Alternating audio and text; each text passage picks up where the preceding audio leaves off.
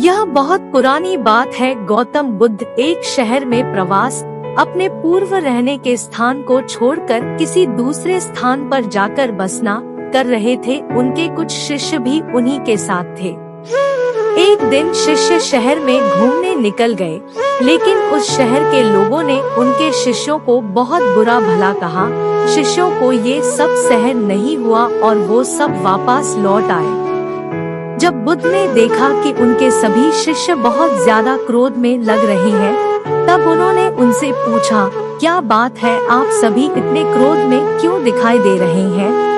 फिर उनमें से एक शिष्य ने क्रोधित होकर बोला, भगवान, हमें यहाँ से तुरंत प्रस्थान करना चाहिए। जहाँ हमारा सम्मान न हो वहाँ हमें एक पल भी नहीं रहना चाहिए। जब हम यहाँ बाहर घूमने के साथ गए तो यहाँ के लोगों ने हमें बहुत बुरा भला बोला।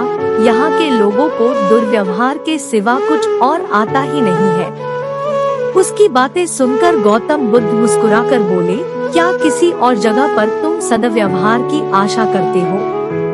इस पर दूसरे शिष्य ने बोला, इन लोगों से तो अच्छे ही होंगे, इनकी तरह तो नहीं होंगे। फिर गौतम बुद्ध बोले, किसी भी जगह को सिर्फ इसलिए छोड़ देना गलत होगा कि वहाँ के लोग दुर्व्यवहार करते हैं। हम सभी तो संत हैं। हमें कुछ ऐसा करना चाहिए कि जिस स्थान पर भी हम जाएं, उस स्थान को हम तब तक नहीं छोड़े जब तक वहाँ के लोगों को सुधार ना दें। हम जिस भी जगह पर जाएं वहाँ के लोगों का कुछ भला करके ही वापस लौटें। हमारे अच्छे व्यवहार के साथ वो लोग कब तक हमसे बुरा व्यवहार करते रहेंगे? एक ना एक दिन उन्हें यह एहसास हो जाएगा कि हमें ऐसा व्यवहार नहीं करना चाहिए।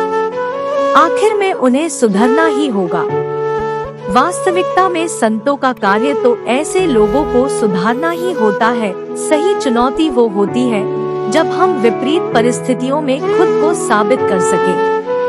ये सारी बातें सुनकर बुद्ध के प्रिय शिष्य आनंद ने प्रश्न किया, उत्तम व्यक्ति किसे कहते हैं? इस पर बुद्ध ने जवाब दिया, जिस प्रकार से युद्ध के मैदान में हाथी चारों तरफ के तीर सहते हुए भी आगे बढ़ता जाता है, ठीक उसी तरह उत्तम व्यक्ति भी दूसरों के अपशब्दों को सहते हुए अपना कार्य करता रहता है।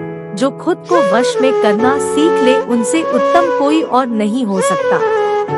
अंततः सभी शिष्यों को गौतम बुद्ध की सारी बातें अच्छे से समझ में आ गई और उन्होंने उस शहर से जाने का इरादा त्याग दिया।